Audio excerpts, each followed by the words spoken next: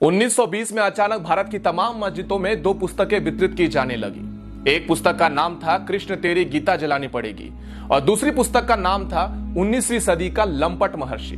ये दोनों पुस्तकें अनाम थी। इसमें किसी लेखक या प्रकाशक का नाम तक नहीं था और इन दोनों पुस्तकों में भगवान श्री कृष्ण, हिंदू धर्म इत्यादि पर बेहद अश्लील, बेहद घिनौनी बातें लिखी गई थी। और इन पुस्तकों में तमाम देवी देवताओं के बाद इतने बेहद रेखा चित्र रेखाटे गए थे जिसे हिंदू अगर देख लेता तो उसका खून खौल के उठ जाता। और धीरे धीरे ये दोनों पुस्तकें भारत की हर एक मस्जिदों में वितरित की जाने लगी।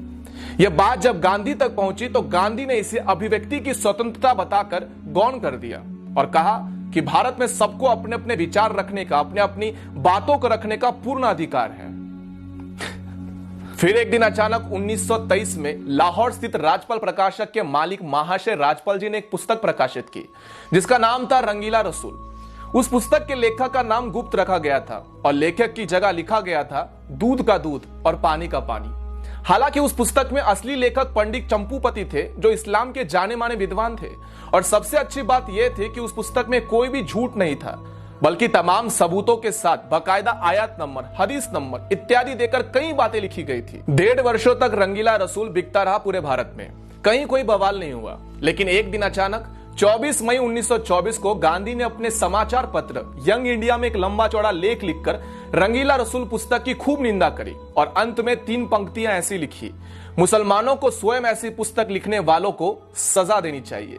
गांधी का यह लेख पढ़कर पूरे भारत के मुसलमान अचानक से भड़क गए और राजपाल प्रकाशक के मालिक महाशय राजपाल जी के ऊपर केवल 3 वर्षों में 5 बार हमले हुए। लेकिन गांधी ने एक बार भी हमले की निंदा नहीं की थी। मजे की बात यह है कि कुछ मुस्लिम विद्वानों ने उस पुस्तक रंगीला रसूल का मामला लाहौर उच्च न्यायालय यानी कि हाईकोर्ट में दायर किया। हाईकोर्ट ने 4 इस्लामिक विद्वानों को न्यायालय में खड़ा करके उनसे पूछा कि उस पुस्तक में ऐसी कौन सी पंक्ति है जो सही नहीं, आप स्वयं बता दीजिए। चारों इस्लामिक विद्वान इस बात पर पूरी तरह से सहमत थे कि इस पुस्तक में कोई गलत बात नहीं लिखी गई। फिर लाहौर उच्च न्यायालय ने महाशय राजपाल जी पर मुकदमा खारिज कर दिया और उन्हें बाइज्जत बरी कर दिया। फिर उसके बाद 30 अगस्त 1924 को गांधी ने यंग इंडिया समाचार पत्र में एक और भड़काने वाला लेख लिखा और इस लेख में उन्होंने इशारों में ऐसा लिखा था कि जब व्यक्ति को न्यायालय से न्याय नहीं मिले तब उसे अपने आप प्रयास करके न्याय ले लेना चाहिए। उसके बाद महाशय राजपाल जी के ऊपर 2 बार और हमले का प्रयास हुआ और अंत में 6 अप्रैल 1929 का हमला जानलेवा साबित हुआ जिसमें मोहम्मद इल्म दीन नामक एक युवक ने गदा से महाशय राजपाल जी के ऊपर कई बार वार किए जिनसे उनकी मौत हो गई थी। जिस दिन उनकी हत्या हुई उसके 4 दिन बाद गांधी लाहौर में थे। लेकिन गांधी महाशय राजपाल जी के घर पर शोक प्रकट करने नहीं गए और ना ही अपने किसी संपादकीय में महाशय राजपाल जी की हत्या की निंदा की। उसके बाद अंग्रेजों ने मुकदमा चलाकर मात्र 6 महीनों में महाशय राजपाल जी के हत्यारे इल्म दिल को फांसी सुना दी और वो भी इसलिए कि देश में हिंदू समाज जो था वो पूरी तरह से उबल रहा था और अंग्रेजों को लगा यदि उन्होंने जल्दी से फांसी नहीं दी तब अंग्रेजी शासन भी बर्खास्त हो जाएगा, खतरे में आ जाएगा।